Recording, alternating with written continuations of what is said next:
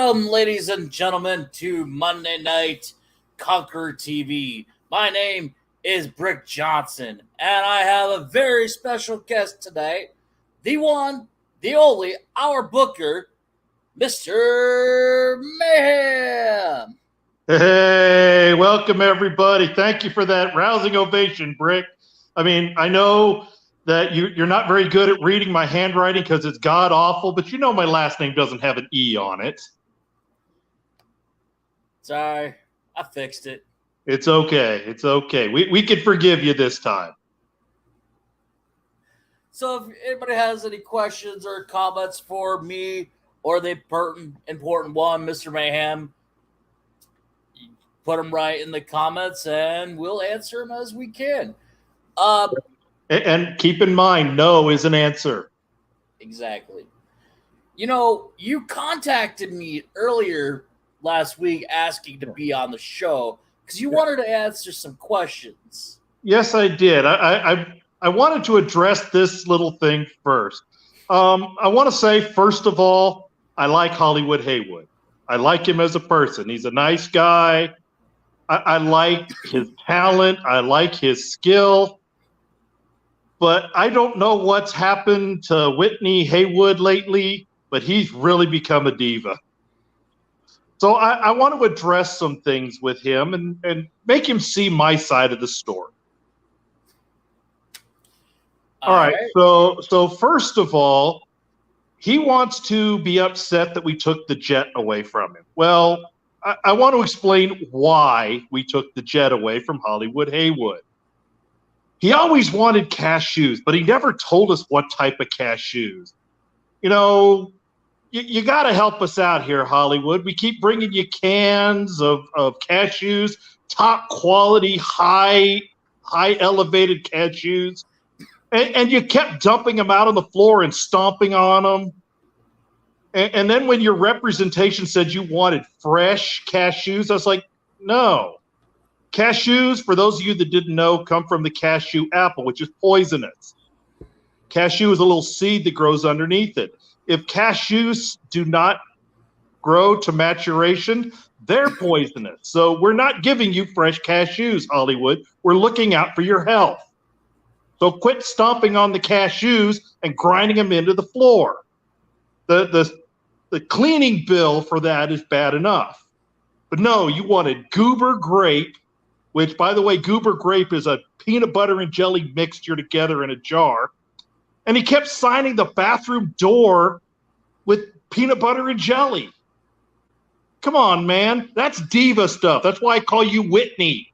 You are the king diva. The only difference between you and Whitney Houston is you're alive and you don't have hair. You know, and then the last time, the final straw, he wanted Ovaltine and Vaseline.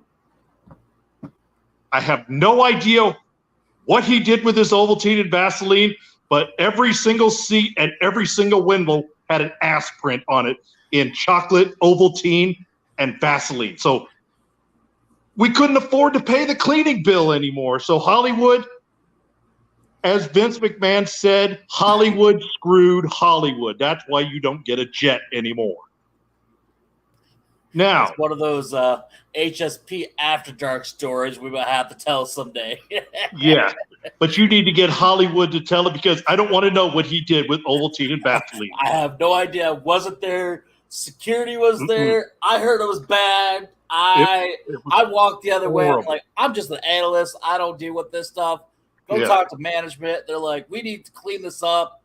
Yeah. It was horrible. Now, Hollywood Haywood is upset that I booked him and Hodgson in a match, or I booked Hodgson into the #1 contender qualifier for the Soulfire for his title.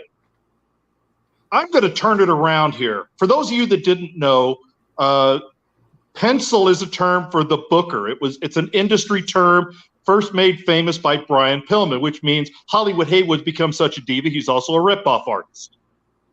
But anyway, he used to be a booker. Hollywood Haywood has booked for other federations out there in the world.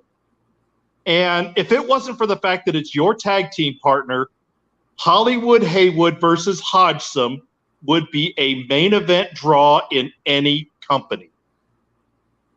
And he doesn't want to admit it. He also took the first shot. Hodgson never attacked him first. Hollywood Haywood did. Hollywood Haywood's fingerprints are all over that knife in Hodgson's back. Says he needs to steal from more people than its research. So yeah, like I remember in the interview he did say that if ties were turned around, that he wouldn't face his own tag team partner. Like he would have turned down the match. Was Hodgson ever offended that you booked him in that match? That he had a chance of facing him? I asked Hodgson, it could lead to you and your tag team partner. Would you be interested in working in a match to get a title shot? And he goes, it's about winning titles. Friendships are important, but Hollywood and I have been friends long enough that he shouldn't be offended when I'm trying to better myself. But apparently Hollywood was offended. Whitney out there, just get him a crying towel. We'll get him Kevin Costner to carry him off screaming, I will always love you at him. So if you had a tag team partner and you went for a title match, would that strain the tag team, or do you think that would make it stronger? When I was a professional wrestler, I led several stables. And there were times I was the champion. What does that say there? Justice for Hodgson. That's right, Dr. Quack. Justice for Hodgson. I didn't read all of the stuff up there, so we can address those here in a little bit. I saw a lot of Whitney Haywood up there, so I'm sure he's got some things to say. But I've had stables, and I've had people that would go after my title, and then we'd turn around and go after the tag team titles. It was always about making everybody better. If you have a main event match with two guys fighting over a title, the title stays in the group. You're still main eventers. Hollywood, get over yourself. You are not that good. I got one from me. It says, why ask him that question? Brick. It says, this isn't a stable. So it's not a stable. It's a tag team. I don't know. I think being a tag team, you would think it'd be a good rivalry to see who could outbeat each other. I mean, that's what a lot of I'll put it one step better. The second Royal Rumble, Axe and Smash were 1 and 2. They went at it, and then when the third person came in, they started beating the third person down. We got Haywood. I'm not that good. Really, really? Hey, when you are Whitney Haywood, you are not that good. When you go back to being Hollywood Haywood, you're a great talent. And then it's either about business or the boys, seldom both. I don't know who Facebook user is, so. It's okay. So that is what I wanted to address for Hollywood Haywood. I want him to take a close look at himself. You want to attack me, but you know how this game works.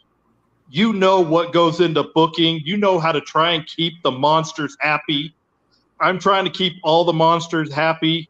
And if you don't like it, well, your contract is ironclad. You've walked right up to the fine edge of conduct detrimental to the company, but you haven't crossed it yet.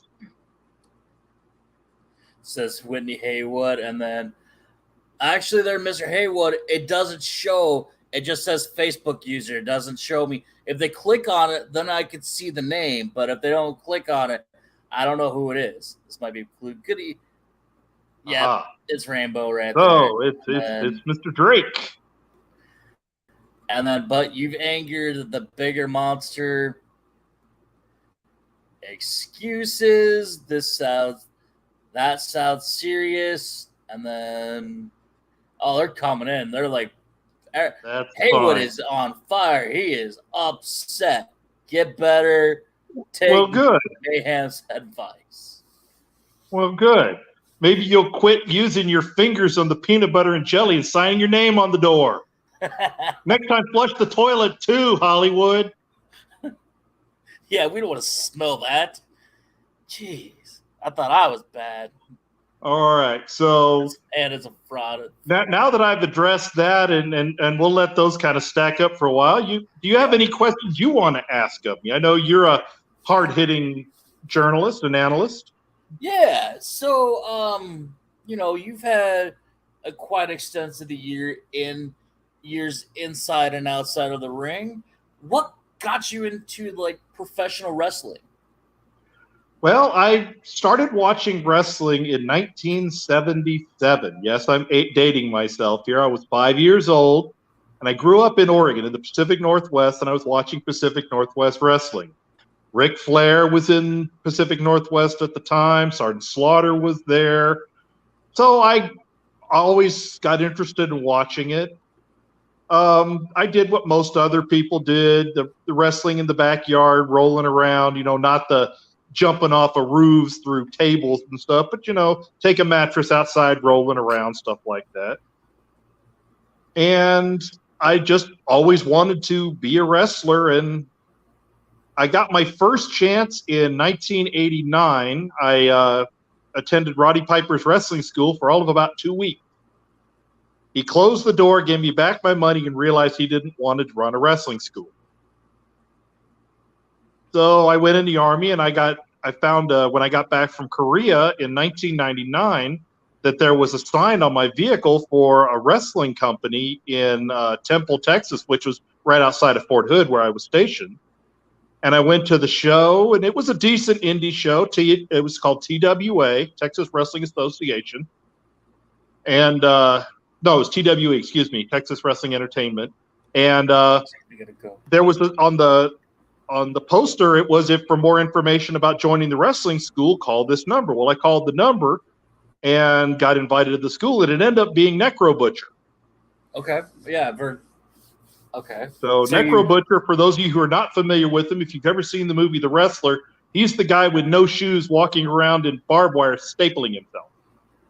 Okay. But he was also a really good wrestler. He just made more money being a hardcore brawler. So you would say you kind of got your start with Roddy Piper or Necro Butcher? Well, because it was only 2 weeks of training, I would say I got my start through Necro. Did Roddy Piper get in the ring with you at all, or teach you anything? Yeah, he would get in there and roll around with us. It was him, Playboy Buddy Rose, who was famous for the blowaway diet, the WWF. Ed Wiskowski, who did the Colonel De Beers gimmick, the racist Colonel De Beers gimmick in the AWA. Coco Samoa, who never was more than a local guy. And the Grappler, who was the dirty white boy Len Denton. So those were the guys that kind of got in the ring with us and rolled around with. And yeah, Dr. Quack is a graduate of the Butcher and Associate School. As well, yeah. So yeah, that's what we called ourselves, was Butcher and Associates. So that was probably like you said late 89, 90 is when you 89, yeah. Like I said, it was only a couple of weeks. And then Piper said that he didn't want to run a wrestling school. None of the other guys wanted to take it over, so he just refunded the money. 99. 99. Okay, so like 10 years later. 10 years later. Okay. What did you do in between that time then? I was in the Army, did some combat tours, did some real life, what they call real world missions. I went to Cuba a couple times, had to go to Egypt and had to go to Russia. And then when I got back, that's when I started doing wrestling. I don't know if I should get my tie on or not. So you went from being in one, and then you got out of. So did you get out of the military and then into wrestling? No, I joined the Army also in '89. I went active duty in '92, and I retired in 2011. But I started wrestling in '99. Okay, so what was your? So you were with Necro Butcher, and then you started in his territory there, or the indies there. The way the Texas indie scene works, like most other indie scenes, you just kind of you put your name out there to promoters, or you ride with other people and hope you get noticed. Well, I started training July 20th of '99, and July 27th, so a week, 29th, 9 days later, I got my first match for a guy named Mike Page. and I wrestled a guy named Johnny Blade, who's actually still in the business today. He does some managing work now. And I had a 15-year wrestling career starting off against Johnny Blade. So what would you say was your most I guess what's your greatest accomplishment in your wrestling career? Well, I've won some titles. I held for the company I worked for most in Houston, Texas All-Star Wrestling. There's only 2 people who held the belt 3 times. I'm one of them. The promoter's the other. So that's something. In 2008, I got to do a dark match for the WWE in Iraq. I was a druid one time. I got to go on Monday Night Raw when they were in Dallas and be a druid. Oh, okay. I've done a few other dark stuff here and there. Nothing I can find. I did one match for WCW back in '99 or in 2000, excuse me, in the beginning of 2000 when they came to the Bell County Expo Center. Got to work a lot of big names.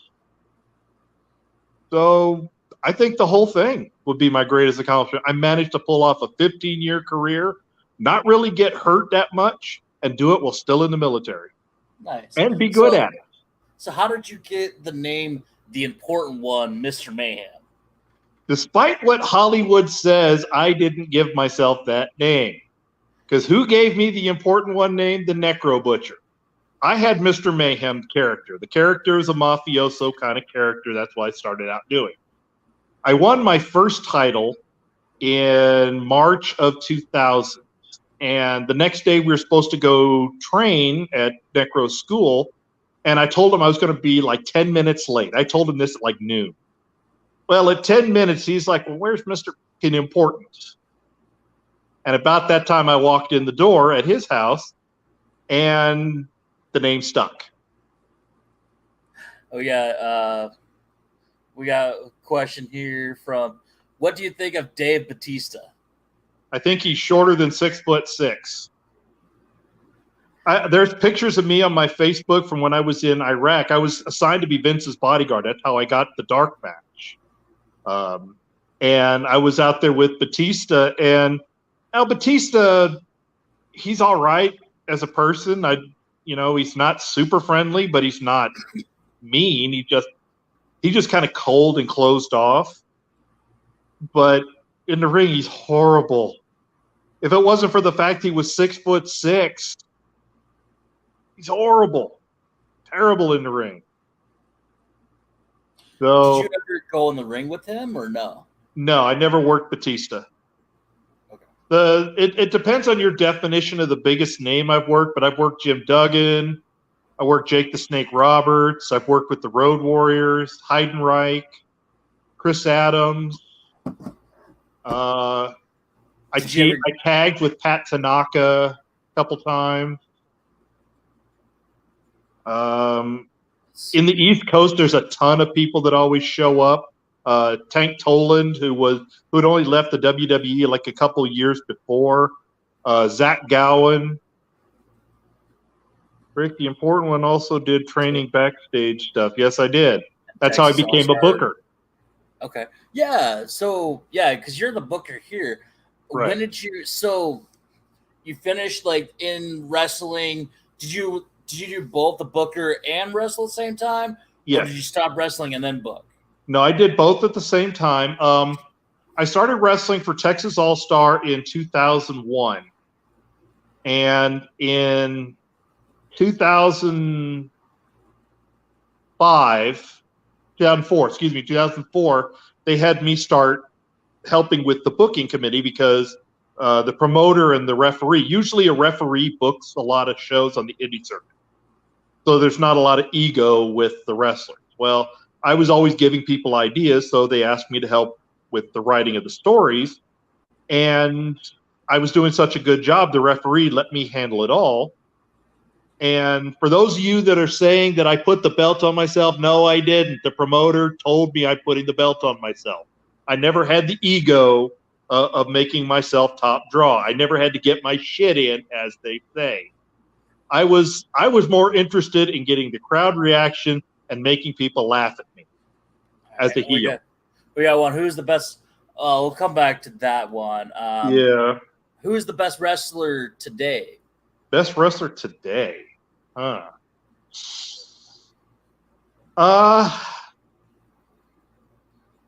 mean active today?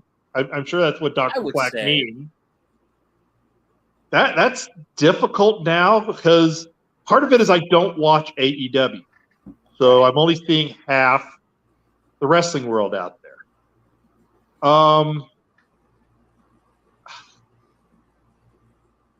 It's probably somebody from Japan. I would say probably somebody in Japan because they take it a little more serious over there. It's not that I'm against storyline ideas. I mean, I book and all that. But at the end of the day, you have to be talented and entertaining inside the ropes. Once you put the microphone down, the microphone should only be 15% of your match. Right. And once you put the microphone down and you can't work, Bianca Belair, they put the belt on her to try and give her some credibility, and she's over with the crowd as far as she has a compelling story, but then when she has to actually do wrestling, not so much. And I'm going to piss a lot of people off. Liv Morgan can't work either. Watch her match from last Friday on SmackDown. She failed. So we got a question here. One more match?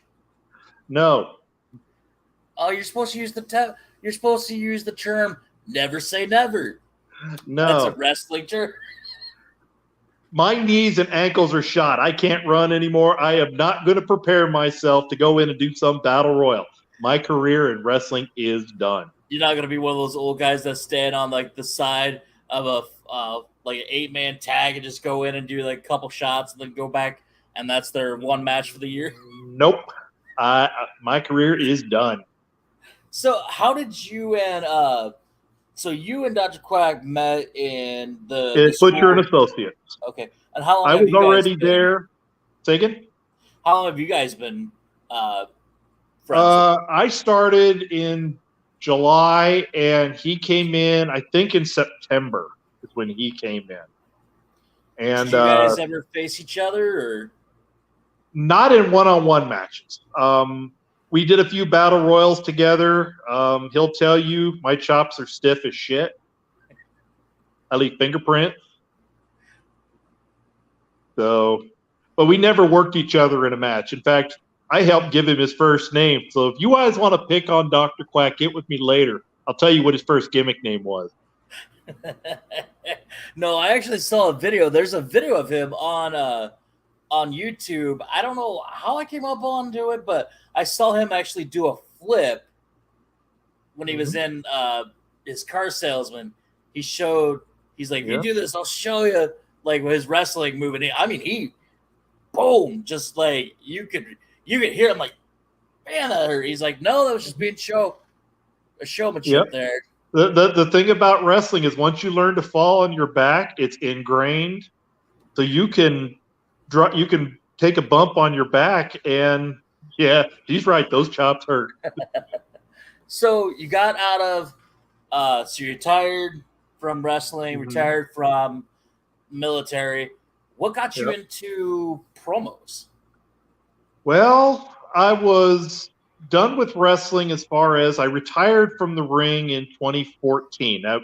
I had a match. It was a tag team match. And I was teaming with Shane Douglas, and we were taking on Rhino and Gene Snitsky. And I was supposed to get pinned. I was doing an Amish gimmick up there. I was supposed to get pinned, and 3 minutes into the match, I couldn't walk anymore. Oh. So Shane Douglas kind of helped me out, and he ended up taking the pin, kind of pushed me out of the ring, and he ended up taking the pin. They had to cut my knee pad off of me, and I had blown out the cartilage in both of my knees. So that's why I was like, there's no more matches for me. So they've luckily my cartilage is kind of rehealed, but I'm not taking a chance on it anymore.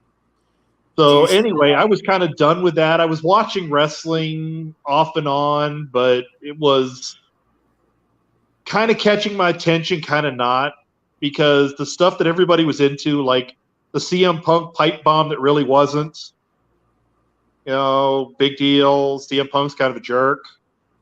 And you can quote me. I'm not a big fan of him either, but.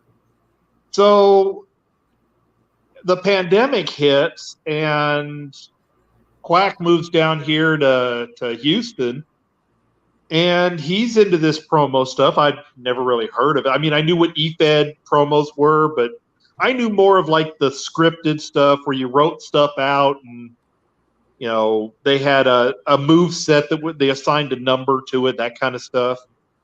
So I'd never really heard of live promo matches. Yeah, it says, for the knowledge this man has bestowed on me has been both a blessing and a curse, but I'll put him over. Is that also Rambo? Yeah, that would be Rambo, I think. So, but anyway, Landfill and Dr. Quack started talking, and Landfill said that there's a guy somewhat similar to me and the gimmick that I had as the important one when we were doing the Dr. Quack podcast, reviewing pay-per-views and all that stuff. So I agreed to do this match. I was never very good at vignettes. The reason I don't promo is I'm not very good at vignettes. I need the motivation of the crowd, something to go off of, something, even on the podcast, I've got Dr. Quack to play off of. On a vignette, I'm just playing off myself. Well, there's no motivation to that. But anyway, I get into a match, a gentleman's match against aforementioned Jordan Drake in the VOH. And I will say Dr. Quack was rather upset that I lost. I watched Jordan Drake's promo and I was like, yeah, he won. He's a good promo, very good promo artist. I've only done 2 promos, and I am 0-1-1. 0 wins, 1 loss, 1 tie. Because the other promo was against the Tin Man in an Army versus Marines match. And it was decided that because it was a tribute to the soldiers, everybody won. Nothing wrong. So there was no winner, there was no loser. But other than that, I prefer the behind the scenes stuff. Coming up with the ideas, trying to figure out in this unpredictable world of promo who is the best going to move forward. Who's the best promo artist today, in my opinion? Well, I'm going to be a little bit different on this, as I usually am. The best performer in front of the camera is Hollywood Haywood. Despite how he treats me, Hollywood Haywood. Once he loses his Whitney and gets back to being this, Hollywood Haywood is probably the best performer. Yeah, we got one. He says, I don't know the best wrestler, but I know the best manager. Jordan Drake. So there you where go. You guys, okay. In VOH, because I remember watching you guys doing top 10. I didn't really know you guys because we've had other wrestlers come in and oh yeah, we're gonna help out, and they just kind of phase off. Right. And so I was like, oh great, another wrestler's coming in thinking he's gonna be expert, this and that. But you guys were a little different. I have a mutual respect for both of you now. We all work together, even though I'm a pain in the ass. I know that. I do my show. I'm the analyst, and I'm also promo artist now too. But what got you guys going with HSP, and why did you become the booker instead of the president or co-president, whatever? All right. Well, the start of why we came into VOH doing what we did is we were asked to watch. It was 7 or 8 matches, or they were some triple threats. The first match I saw was Madness versus Negan versus somebody else, and then it was Gypsy Prince and a couple others, and then it was 7 in landfill. So it was, but they asked us for our opinions on it. And when we sent in our opinions, the president of the VOH was like, man, this is the kind of stuff these guys need. They don't just need to hear great match. They needed to hear constructive criticism. So we were asked to start evaluating the shows. And it grew from there of, the top 10 was unofficial. It always was, even though it was blessed off on, because we had no control over what was happening there. We just were giving our unvarnished opinion of who were the best guys so that everybody else had a motivation to try and get better and move up. As we've said in VOH, and we say it here, don't get mad, get better. Exactly. And the reason I became the booker was because I had more experience with booking. Dr. Quack has done a little bit of booking here and there, but he's not done a lot. He's done a lot of promoting work, getting the word out there, the advertising, doing what they call conventions where you got to get, hundreds of people to walk over and look at the wrestlers and pay money to get autographs and stuff. I'm horrible at that stuff. I could care less if I talk to people on an average day. I'm happier living in my own little world, coming up with great storyline ideas and trying to see if I can convey those to people who have their own agendas, but still make these matches mean something, and the crowd keeps showing up and watching our show. So he's more of the in front of the horse and pony show, and you're more of the behind the scenes. Like, okay, we got to do this, this. Now, what would you say? He's whipping the horse, and I'm the guy in the back oiling the wheels so they don't fall off. Has there been any favorite show as of recently that you would say you really enjoy? With Heart and Soul. With Heart and Soul, we do a lot of interesting stuff here. We're trying to come up with new ideas, and I'll say this right now to Revolution. We're not trying to revolutionize the promo game. So we have no beef with Revolution, although they seem to have an issue with who we choose to do business with. But I'm saying it right now. If anybody from Revolution sees this, we have no beef with you. We're just trying to perform on our little side of the world. So with that, the Champion Showcase, getting 6 companies together who all have different agendas, different storylines, different ideas, and different ways they do business coming together. And that was Quack did a lot of that work, so he deserves most of the credit for making that happen. But I had to put that in the right order so that the shows were interesting, so that each company was on both nights, so that the companies were we had a balance on who was watching it. So that kind of stuff is important, because if you put things in the wrong order, the crowd loses interest. You make your main event first, and then you put a bathroom break match as the main event. People are like, I already saw the good matches, I'm turning it off. Yeah, I think another mixing up, trying not to give you the same matches over and over and over again. I don't think we've had. I don't know. We've had a couple of same matches, but nothing like that's just been by there's chance. Been a few same matches, but I'm talking like, now granted, this is what really forced me to kind of refocus on where I was booking in the beginning. Tin Man worked Prince Blackheart 7 times in 2 months. Oh wow! And it was all over the promo world. So I was like, okay, now that I know these guys have been working each other too much, I don't want to book that for a while. I want to let those guys have a break. So it's kind of important to, reach out and talk to the talent. And, okay, I'm thinking of this. And I've had one that I was going to book. And everybody's like, no, don't book that. They've worked each other like 4 times last month. I was like, all right, I won't book it. So it's all about keeping the boys happy, and it's all about putting on a good show, keeping the crowd happy. I think another big accomplishment is, getting on Hero Go TV, being on a streaming site other than like YouTube. Yeah, and that was all Dr. Quack. That was all Dr. Quack. He worked really hard on that. paving the way for that work, doing all the behind the scenes work, getting all that stuff downloaded and sent over. That's all Dr. Quack. And it's a viable company. I mean, we have our own merch. We're on we're on an app. We're on Twitch. We're on Facebook. We're on YouTube. Like, it's a legitimate business. Anything you want to tell the boys and girls in the back here in HSP or in the promo world? Buy Boss's merch. Yes. And I do want to say, get better, Bossolini.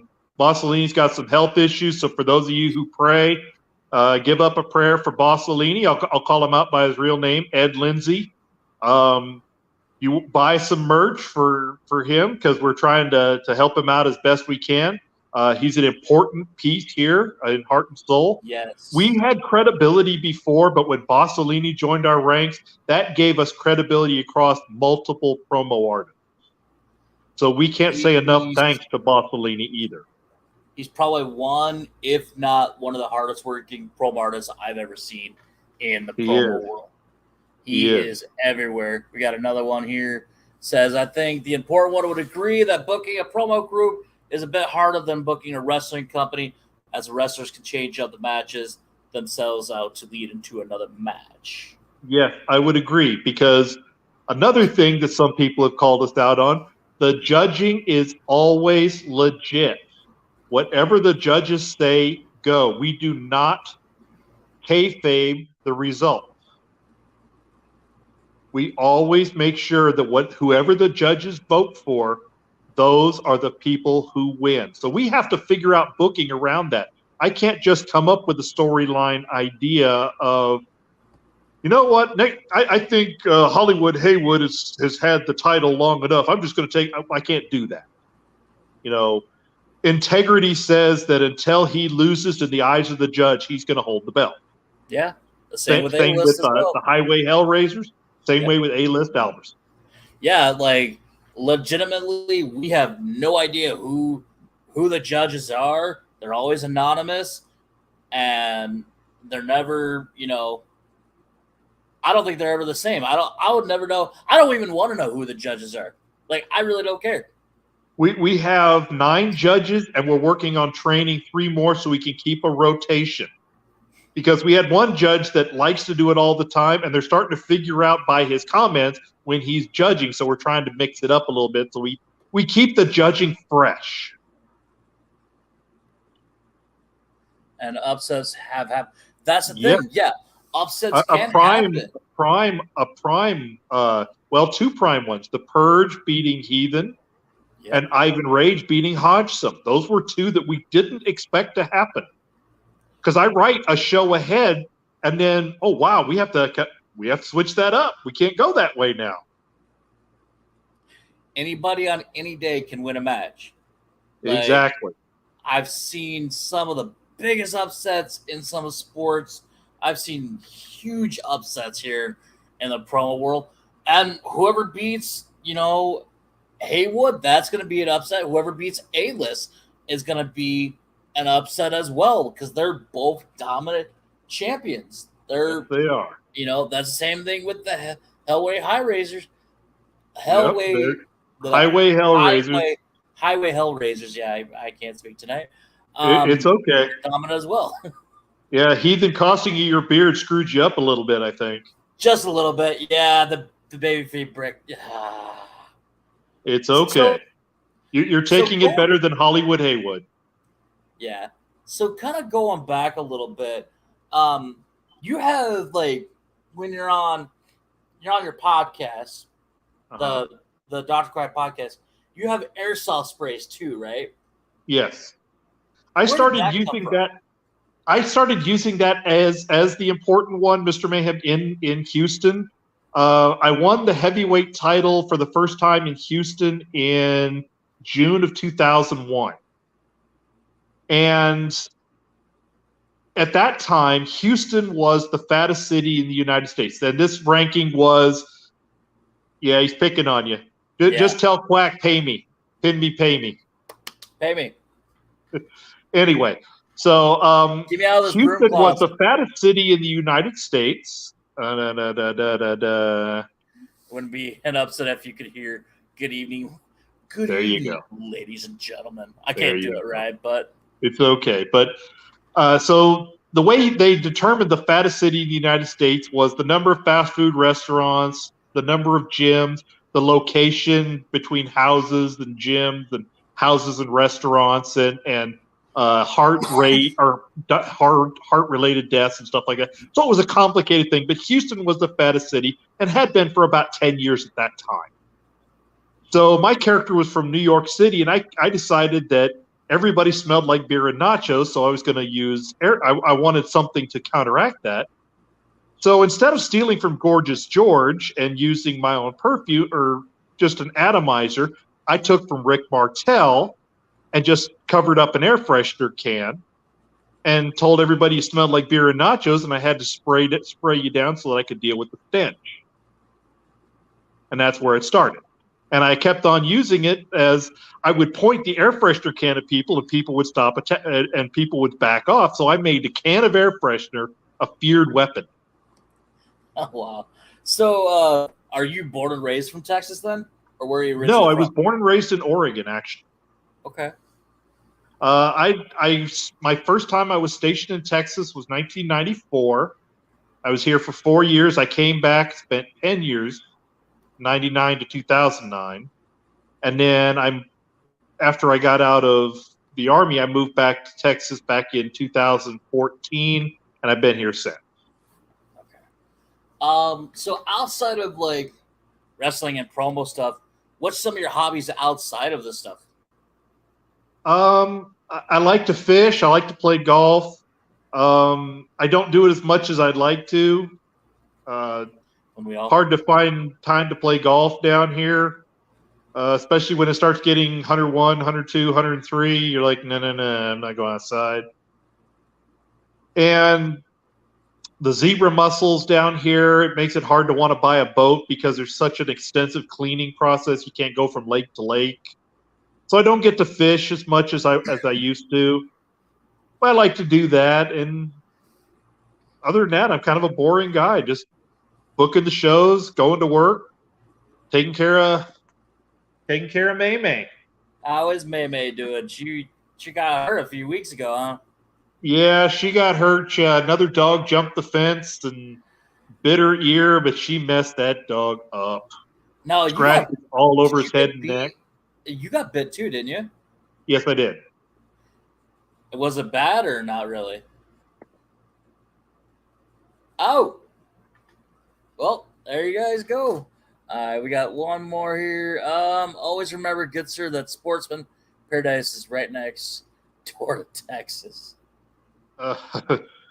So that has to be Rambo. Louisiana, the food is good. The mosquitoes are big enough to carry you off. Right. Well, as we kind of wrap up here, is there anything you want to tell everybody? Yes, like I said, I want to make it perfectly clear, Hollywood Haywood. You're being a diva right now. I want the old Hollywood Haywood back that used to actually call me and ask for advice. I want the old Hollywood Haywood back that actually used to ask, hey, did you enjoy my promo? I want the old Hollywood Haywood back. I don't want this douchebag on the screen that I've got on the screen right now. So when you can figure out how to pull your head out of your ass and quit damaging the jet, you'll get the jet back. We got one last one. We have the shotguns for both mosquitoes and ducks. Oh, so it's like shooting skeet? Probably. All right. Well, I want to say thank you for Mr. Mayhem for coming on tonight. Thank you for giving me an opportunity to address the one wart right now on Heart and Soul Promotion. You're welcome. We thank you for everybody in the comments. Thank you for your questions in there. I am Brick Johnson, and this has been Conquer TV.